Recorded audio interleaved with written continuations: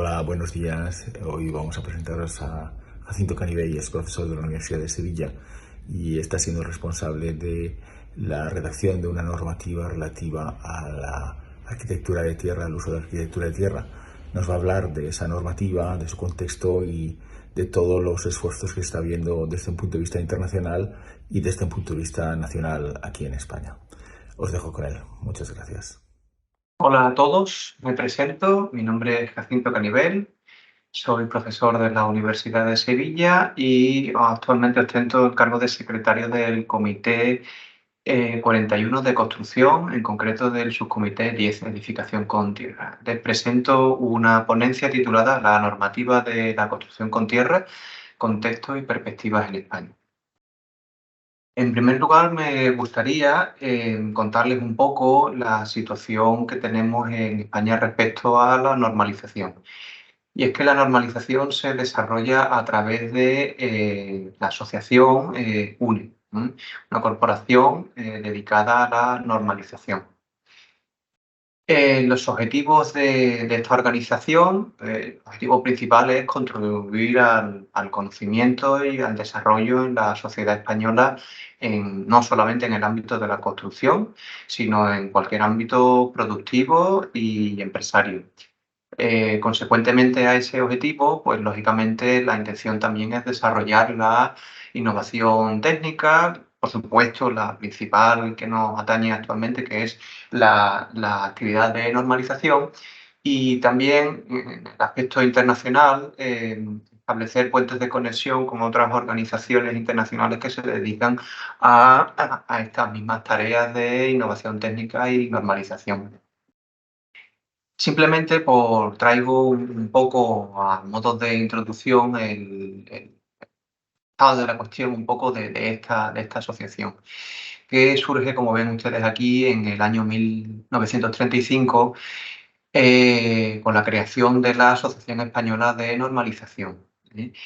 Posteriormente, ya en la segunda mitad del siglo XX, esta entidad, AENOR, que era la que ostentaba, digamos, la capacidad de la normalización dentro del territorio español, empezó a tener ya conexiones con alguna asociación internacional, como los comités de ISO, CEN, etcétera, CENELEC, y existe digamos, un punto de inflexión hacia el 2017 donde la AENOR, digamos, se deslinda en dos. Por un lado queda la asociación AENOR, que se dedica fundamentalmente a las tareas mercantiles, y las tareas de normalización, innovación tecnológica, etcétera, se trasvasan a UNE, ¿no? A la asociación UNE como tal, que es quien, como digo, desarrolla actualmente las normas en España, ¿no? De manera paralela como lo hacen, por ejemplo, otros comités, en Italia UNI, etcétera. ¿De acuerdo? ¿Cómo se organiza en este caso UNE? Bueno, pues UNE es como una organización, la asociación en sí, todas sus estrategias se desarrollan a través de una junta directiva y de unas comisiones permanentes que pues, establecen en unas determinadas asambleas pues, todas estrategias, digamos, anuales a través de unos miembros ya corporativos, adheridos o individuales. Estas no son, lógicamente, las tareas de normalización, pero sí son, como digo, las tareas principales, ¿no? Las estrategias y las líneas de actuación, financiación, etc. El desarrollo de la normalización, en concreto, las revisiones, nuevas propuestas, guías técnicas, etcétera, se desarrollan a través de lo que se denominan comités técnicos de normalización, en el cual al que pertenezco es el Comité 41. Si ustedes tienen tiempo y curiosidad, nada más que hay que acceder a la web de UNE para darse cuenta del despliegue de comités tan grandes que existen actualmente mismo y que prácticamente pues, incluye todas las ramas de la producción industrial, ¿no? Dentro de los comités, algunos de ellos son bastante amplios en su contexto, en su contenido, con lo cual las tareas se dividen dentro de los comités en subcomités técnicos, ¿no? En concreto, aquí les traigo el del Comité 41, que es construcción. Como ven, actualmente hay alguno que ya no está habilitado, no tiene actividad, y en concreto tienen aquí ustedes el subcomité 10, que es edificación con tierra cruda, ¿no? Ven que existen otros componentes, otros subcomités que están dedicados dentro de la construcción, pues, a otras tareas, diversas tareas más específicas, ya evidentemente de normalización.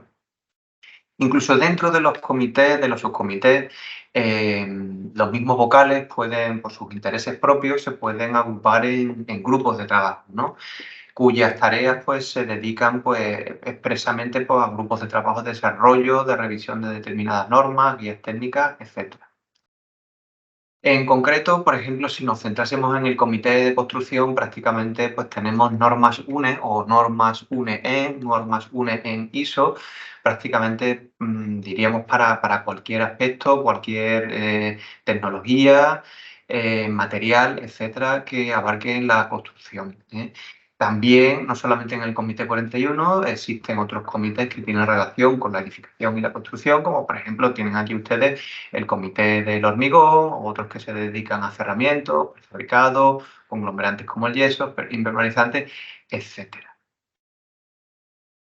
Bien, si nos centramos un poco en la actividad y la definición del subcomité 10 de edificación con tierra cruda, está presidido por el profesor Ignacio Cañas de la UPM y por mí, como he comentado antes, como en la secretaría.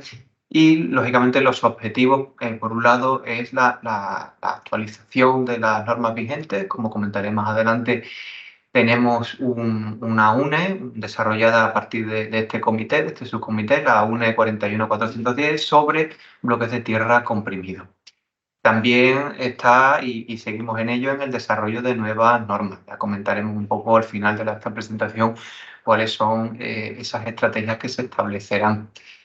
Por supuesto, también la transferencia de conocimiento. Esto no tiene ningún sentido dentro de los cometidos de los comités y de UNE. Estas normas están desarrolladas y elaboradas y diseñadas para que, en este caso, el mundo del sector de la construcción pues, las aplique, ¿no? Se llama la transferencia. Y, por supuesto, uno de los objetivos que buscamos es poder obtener financiación para el desarrollo de estas normativas. Respecto a transferencia y financiación, al final de la presentación, insisto, comentaré algún aspecto de la situación actual y de perspectivas que existan para el futuro. En este subcomité, como digo, tenemos establecidos dos grupos de trabajo. Un primer grupo de trabajo se dedica a la construcción, al diseño, digamos, elaboración de normas, en este caso para los muros de construcción, los muros de tierra compactada.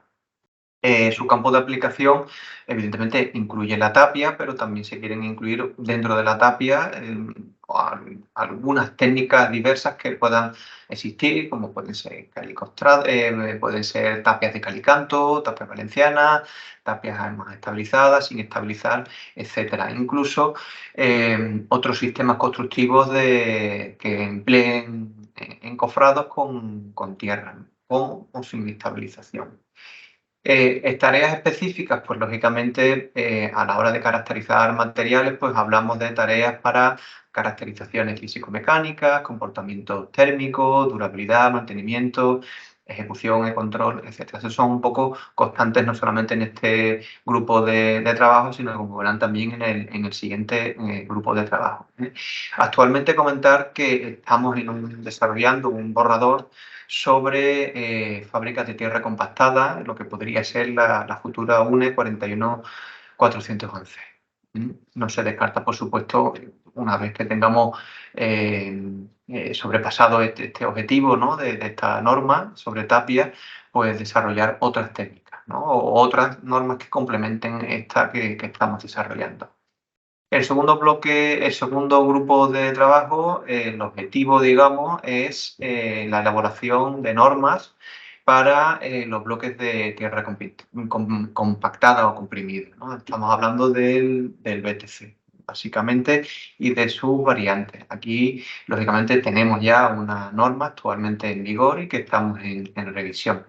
Tareas pues, son muy similares a las que se proponen para el siguiente, el grupo ya comentado. Tareas de caracterizaciones, de normas y reglamentos de diseño, guías técnicas de ejecución y control. Ahora bien, ya cambiando un poco el tercio, ¿qué es lo que ocurre un poco en cuanto a la normativa de construcción con tierra en general? No solamente en el ámbito español, sino en el ámbito un poco internacional. La idea es, dentro de la gran, digamos, versatilidad que hay de normas internacionales, ver un poco, clasificarlas y entender un poco hacia dónde actualmente van estas corrientes en la normalización. Bueno, si quisiésemos clasificar los documentos de alguna manera que atañen a la normalización, podríamos hablar de las propias normas o reglamentos, ¿no?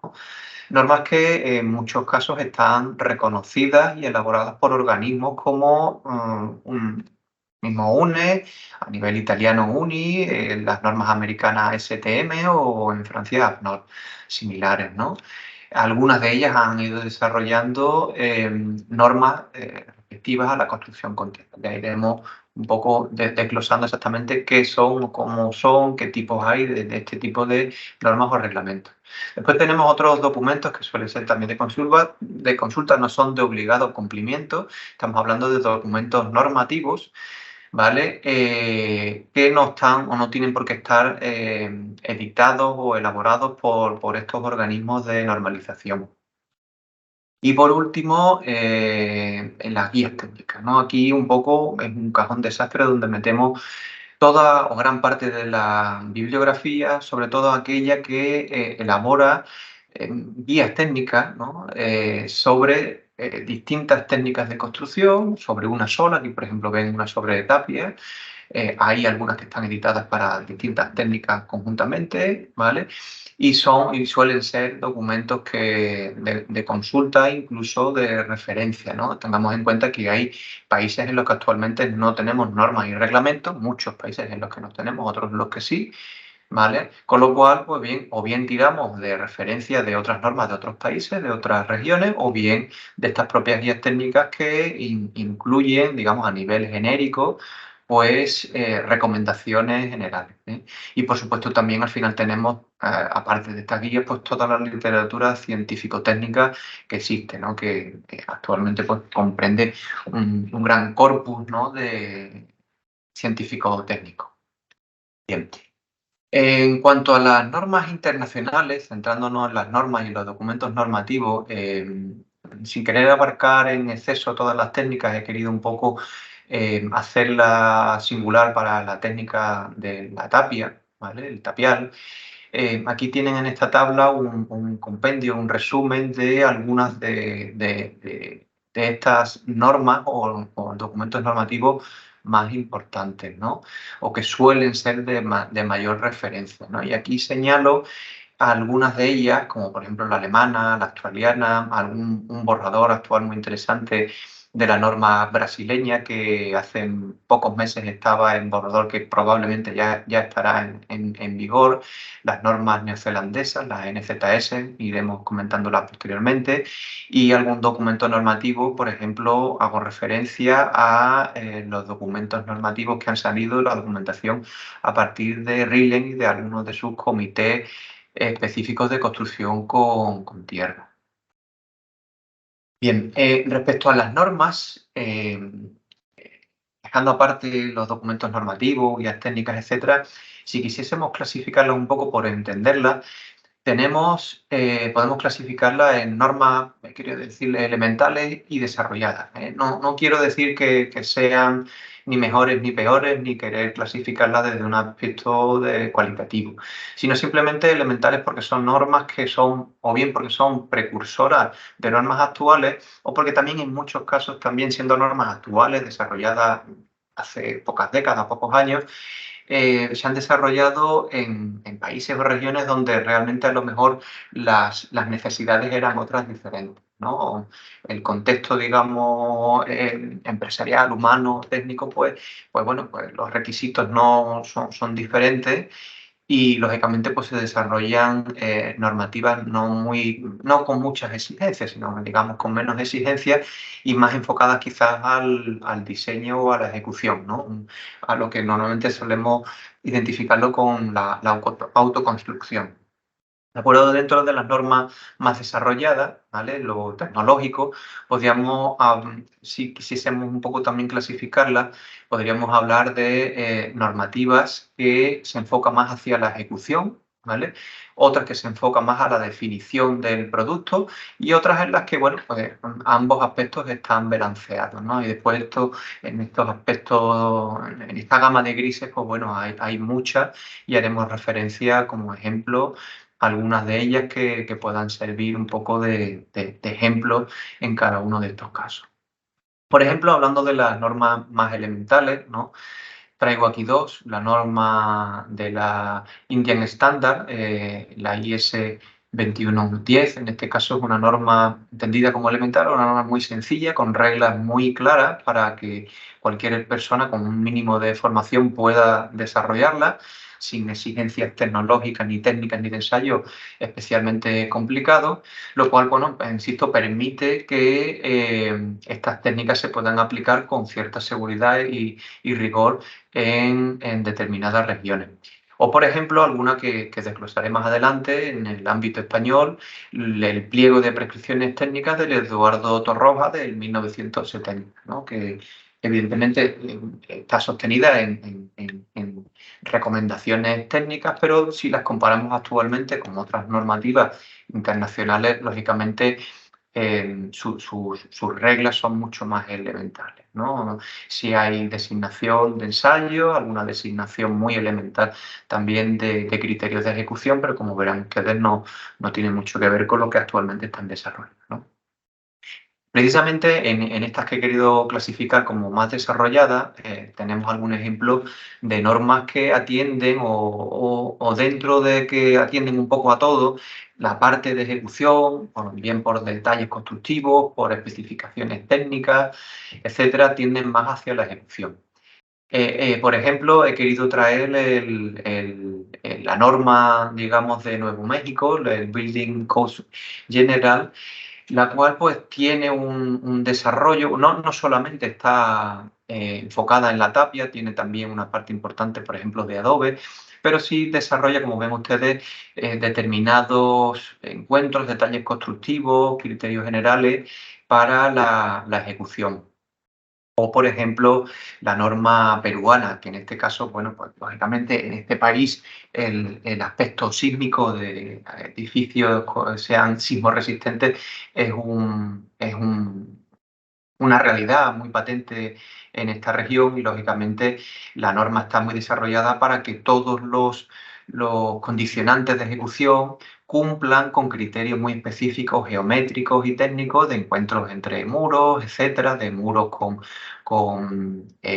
forjados, etcétera, para que esos requisitos sísmicos se puedan cumplir. No tanto quizás a lo mejor, no hacen una insistencia muy específica en los materiales, en las condiciones de los materiales, y sí más en esos aspectos de ejecución.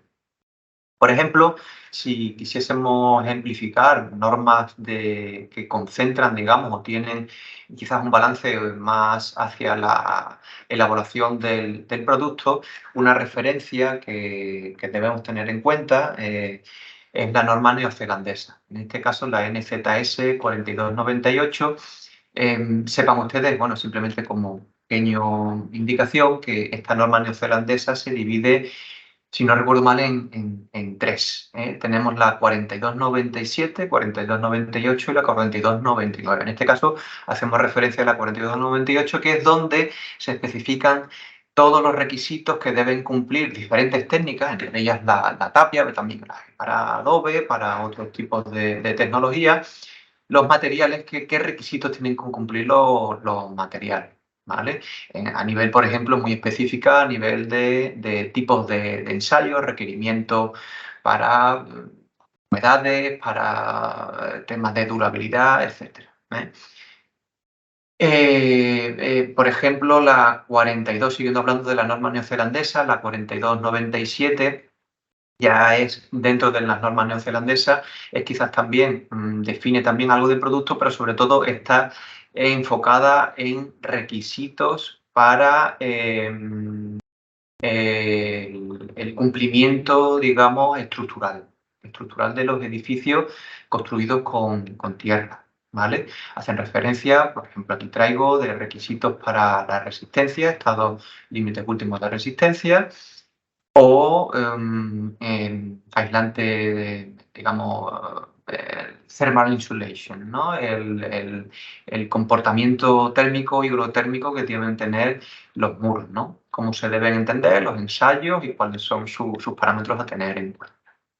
Bueno, dejando un poco atrás ya estos documentos, las normas, y enfocándonos un poco en el aspecto de los documentos normativos. Antes hacía referencia a que son, sin llegar a ser normas, pero son documentos que, bien porque recogen un compendio muy grande de ensayos, de caracterizaciones, de parámetros muy diversos, físico, químico, térmico, en muchos aspectos de la construcción con tierra, pues bueno, suelen y son de referencia muy directa. Insisto que no son documentos que están realizados por entidades que están dedicadas expresamente a la normalización, pero sí recogen o son, digamos, un corpus científico-tecnológico muy importante para el desarrollo de esas normativas, ¿no? A niveles regionales o en cada país. En este caso hay muchos, he querido traer uno que considero que la actual referencia y de una publicación muy reciente,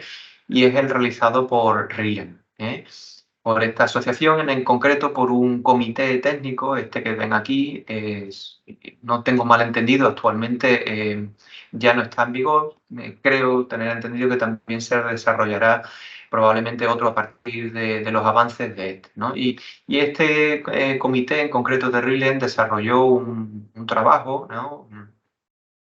Multidisciplinar muy interesante para la caracterización de materiales de construcción basados en tierra, ¿no?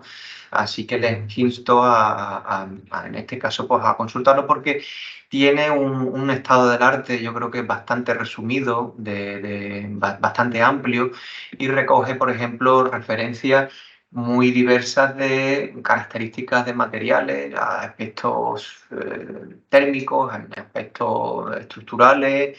Entonces, si estamos buscando referencias de cuánto resiste un muro de adobe, de cuánto resiste un muro de BTC, de cuál es su transmitancia térmica, condiciones higrotérmicas, etcétera, pues aquí tienen un compendio muy interesante de resultados científico-técnicos.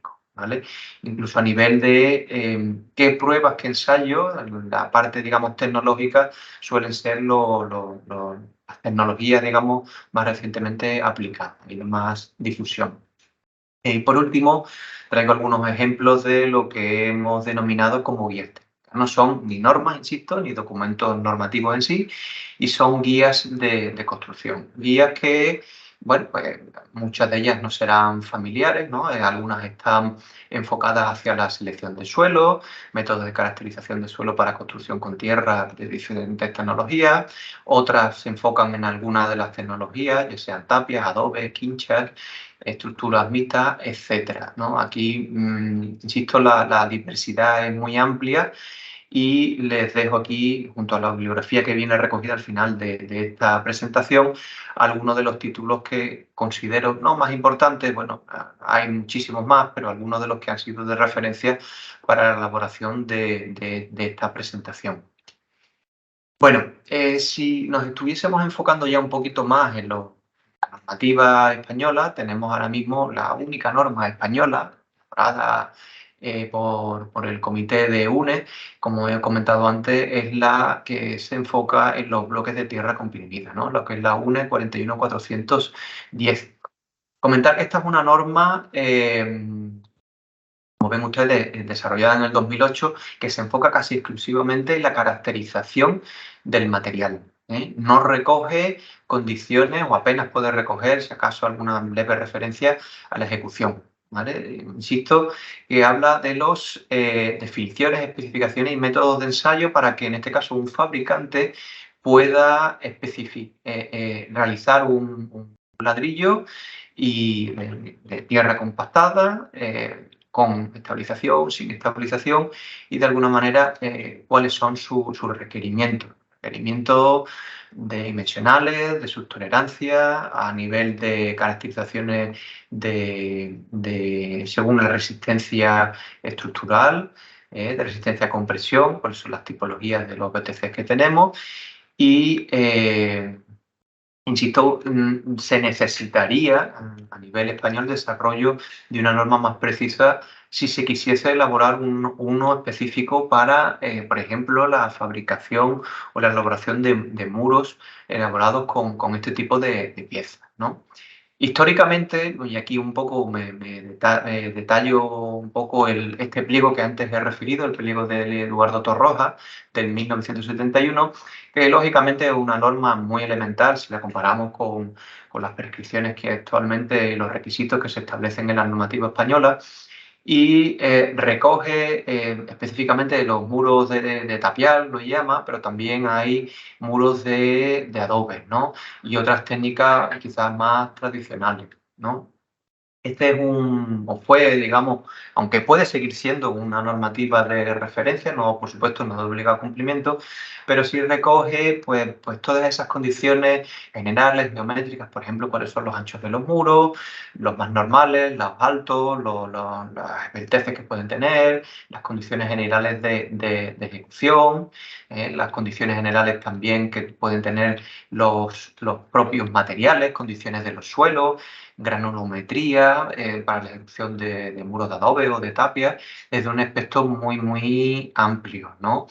Con lo cual, por un lado, también tiene lo bueno de que al ser una norma que no especifica en exceso, da o abre la posibilidad a que casi prácticamente cualquier tipo de material pueda ser empleado, en correcciones si llegan al caso, puede ser empleado para estas técnicas de construcción con tierra.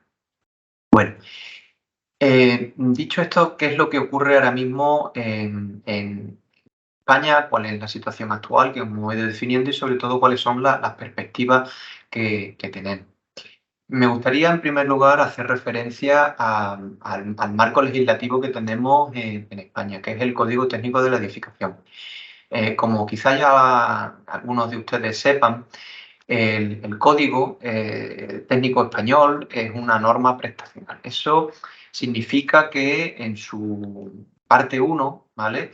Define condiciones muy genéricas, con lo cual da simplemente pie a una serie de prestaciones que tienen que cumplir y corre a cargo del propio técnico, el ingeniero, arquitecto técnico, de su cumplimiento. Tanto las especificaciones, las exigencias básicas, por ejemplo, para la demanda energética, aspectos respecto a la seguridad estructural, ¿vale? Del ahorro de energía, etcétera, ¿no? Y cada uno de sus apartados.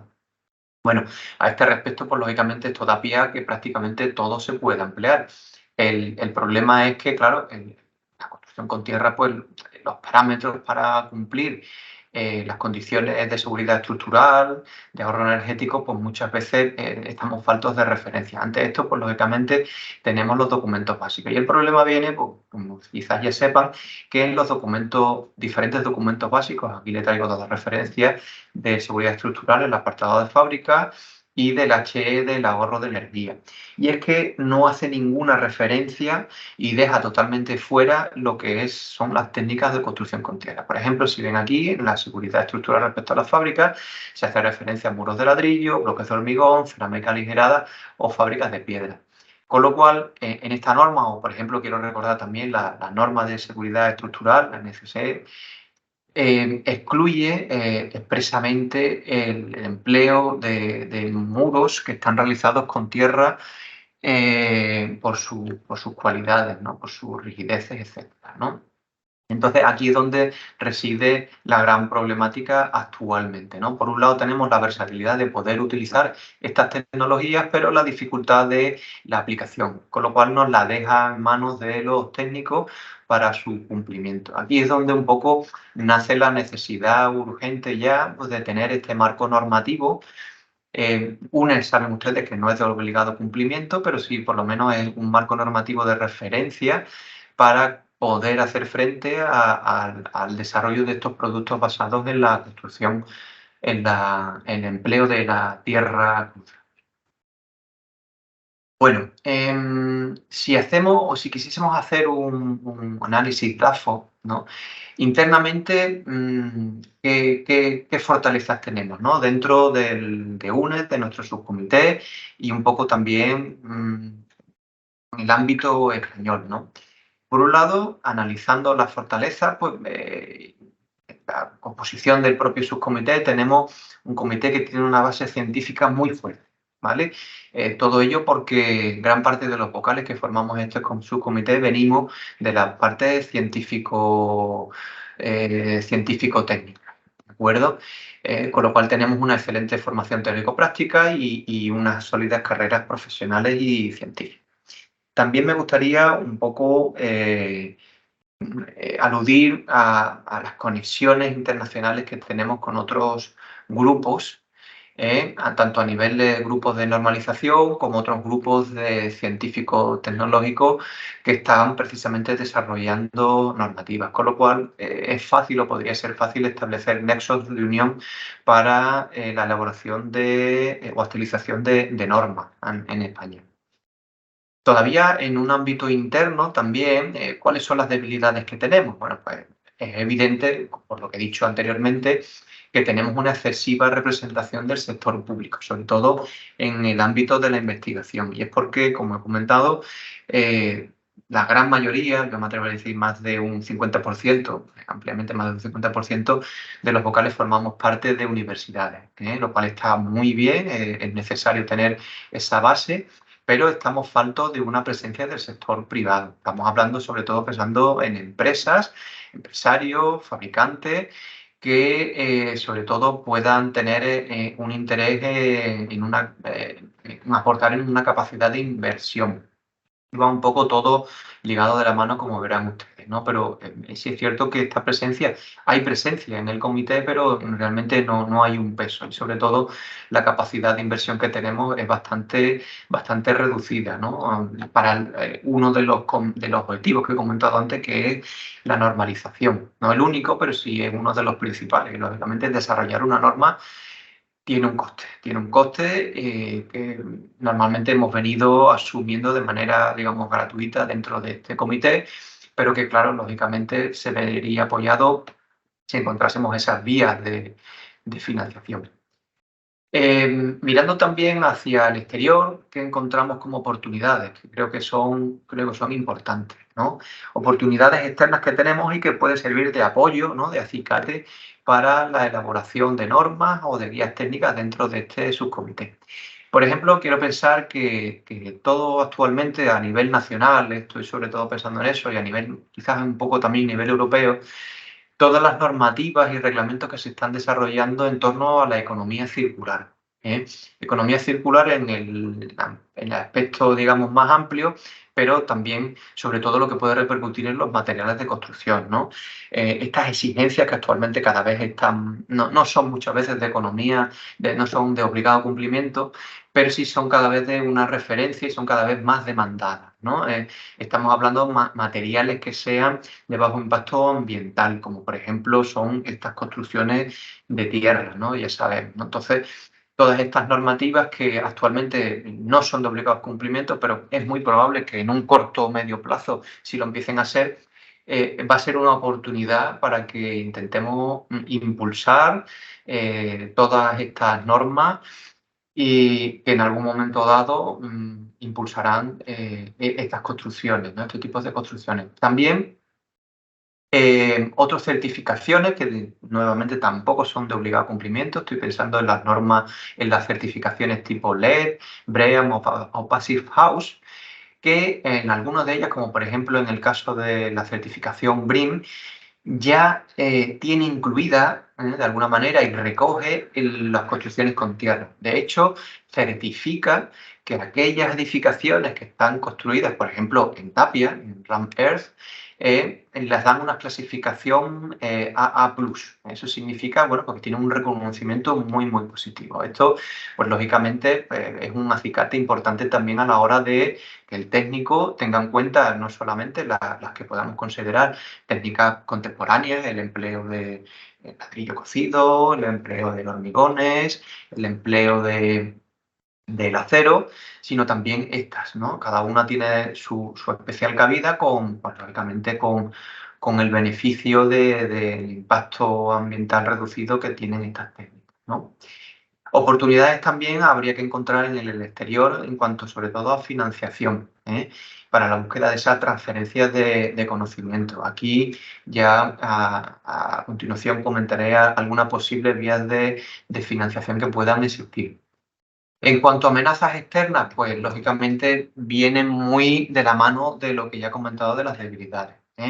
El panorama que tenemos externo, digamos, al comité, el panorama empresarial y profesional que tenemos, estoy pensando sobre todo en España, es un panorama empresarial muy atomizado y que está basado en empresas de pequeño calado, productores muy pequeños por ejemplo, estoy pensando en productores de ladrillos, de PTC, empresas especializadas en construcción con tierra, estamos hablando casi empresas unipersonales que lógicamente tienen muy poco peso. Aún así, aunque existe, no he comentado antes, existe un interés y una demanda a nivel particular y sobre todo cuando casamos esa cierta demanda de edificios de tecnología más sostenibles con profesionales que son o bien expertos o son conocedores de estas técnicas. Cuando enlazamos esas dos cuestiones, pues lógicamente la construcción con tierra viene un poco facilitada, ¿no? Como decía, esas amenazas que tenemos actualmente de un panorama empresarial en España muy atomizado, muy disgregado y poco cohesionado, ¿no? Y por consiguiente volvemos al tema de la inversión. Como no lo tenemos y lo que tenemos es muy pequeño y con poca capacidad, lógicamente la capacidad de inversión en el desarrollo de normas y documentos normativos pues es también muy, muy reducido. Bueno, dicho esto un poco, ¿qué estrategia podemos asumir desde el comité, desde nuestro subcomité 10? Por un lado, respecto a la normalización, las estrategias que tenemos están basadas fundamentalmente viendo un poco también las estrategias que vienen internacionalmente en el desarrollo de tecnologías, de técnicas de construcción basadas en tierra que estén sin estabilizar o con un grado bajo de estabilización. Esto hay que tenerlo en cuenta porque analizando las normas, los documentos normativos que actualmente están en vigor en otros países europeos, todos van o tienden a ir hacia tecnologías que empleen poca estabilización. Esto estamos hablando de concentraciones, de dosificaciones, ya sea en bloques de tierra, en revestimientos, en tapia, en cualquiera de las tecnologías que no superan el 5% o incluso, prácticamente pensando en las normas alemanas, sin estabilizar. Un poco por diferenciar estas tecnologías de las ya existentes, entendiendo las actuales, ¿no? Las contemporáneas. Estamos pensando en el hormigón, el acero, etc. ¿De acuerdo? Teniendo esto en mente un poco las normas que actualmente tenemos, las de los bloques de tierra compactada, actualmente estamos bajo la actualización de esta normativa, ¿no? Que como comentaba se desarrolló en el 2008 y actualmente a día de hoy está en proceso de actualización. Y un poco actualización de las propias normas que se citan y de estas estrategias que acabamos de comentar.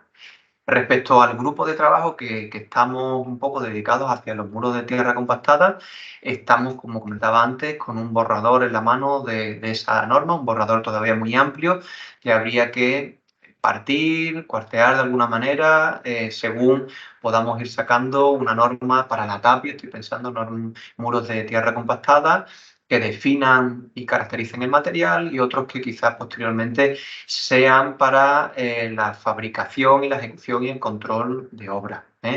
Y ya más un poco a futuro, una vez que estas dos normas, la primera de los bloques y esta segunda, estén ya en un proceso más avanzado, dirigirnos hacia otras de revestimiento, incluso otras técnicas.